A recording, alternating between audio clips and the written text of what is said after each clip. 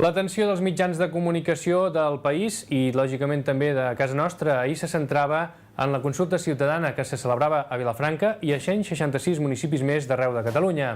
A Vilafranca, més de 7.100 persones van participar en aquesta consulta ciutadana. A Vilafranca, la participació ha estat del 22,8%, amb 7.117 persones que han anat a votar. Els resultats de la consulta ciutadana han estat clarament a favor de la independència, amb 6.720 vots, és a dir, un 94,42% dels vots. El no ha rebut 296 vots, un 4,16%, i també s'han produït 70 vots en blanc i 31 nuls. Un cop tancades les meses es va fer al Saló de Plens de l'Ajuntament de Vilafranca un acte de recepció dels observadors que havien vetllat per la transparència i fiabilitat de tot el procés, que es va desenvolupar amb total normalitat i que només va tenir en compte el temps, amb fred i pluja al llarg de tot el dia. L'alcalde de Vilafranca, Pere Regull, va donar la benvinguda als observadors. Agurne Barrussa, alcaldessa de Vergara, Euskadi, la tinent d'alcalde del mateix municipi, Enara Mínguez, l'expresident del Bloc Nacionalista Gallec, José Manuel Beiras, i l'expresident de la regió autònoma de la Vall d'Aosta, Robert Louvain. Regull va dir que el d'ahir era un dia històric i tot un èxit perquè en pocs dies de campanya i sense el recolzament de l'administració, la gent havia sortit al carrer per expressar la seva opinió lliurement. Jo diria que ha estat un èxit. I ha estat un èxit perquè s'ha vist gent amb il·lusió. Gent que ha sortit al carrer en què per una vegada, encara que sigui simbòlicament, com a poble han pogut decidir el que volen fer. Fixeu-vos, no dic que han decidit que sí, han pogut decidir, que és l'únic que realment és més important de tot. I és un dret natural que se'ns treu. L'alcalde va afegir que el resultat supera àmpliament el resultat de qualsevol partit polític en unes eleccions a Vilafranca. En nom de la plataforma Vilafranca Decideix, Fèlix Simón va celebrar la gran festa de la democràcia que diu ha significat tot el procés que s'ha dut a terme i que ha finalitzat amb un aclaparador sí a la independència de Catalunya. De fet, avui hem demostrat, sens dubte, que tenim empenta, i això és important.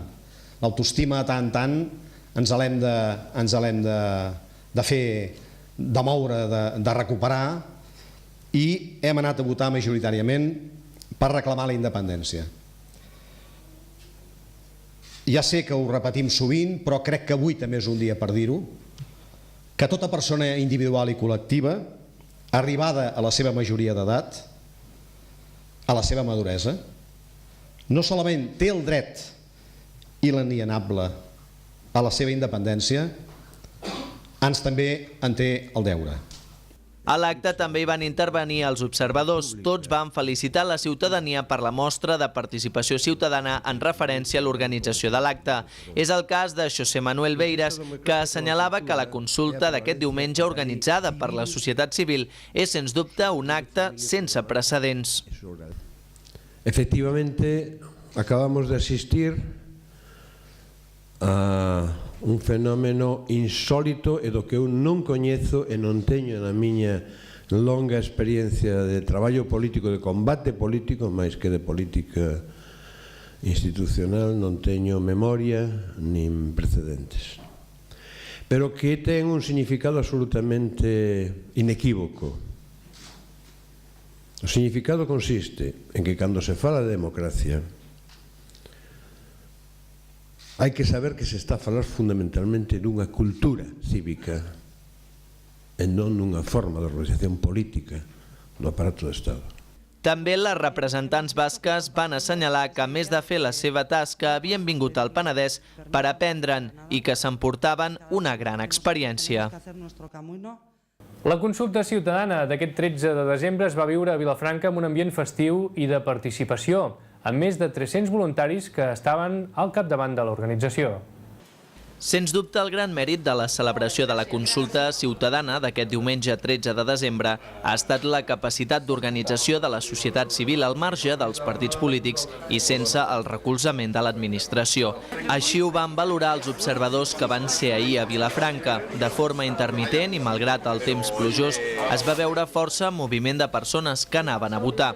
Hi havia una participació intergeneracional, gent jove però també gent gran.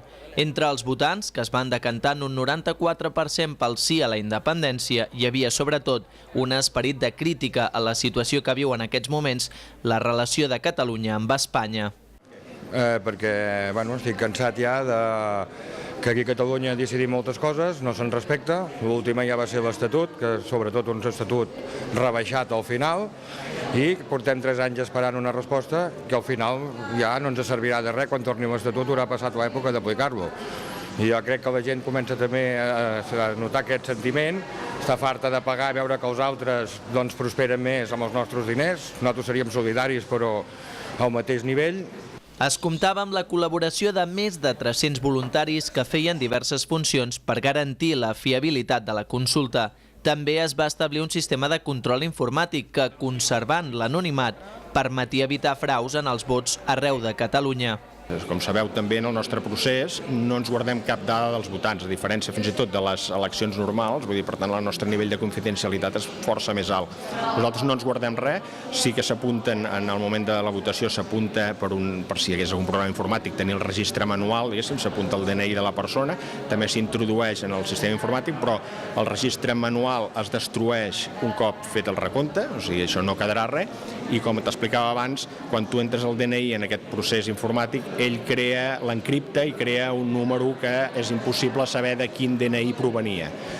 Podien votar els joves a partir dels 16 anys i també qualsevol persona empadronada a Vilafranca, fos quina fos la seva nacionalitat. El control s'exercia amb el DNI, on hi figura el lloc de residència, i en el cas que no hi figurés, es requeria un certificat d'empadronament per poder votar. En el transcurs del dia es va poder veure exercir el vot, entre d'altres, el mateix alcalde de Vilafranca, Pere Regull. D'altra banda, es va muntar també una comissió electoral aliena a l'organització de la campanya que garantia tot el procés, amb la participació d'advocats, gent de l'administració de justícia o jutges de pau.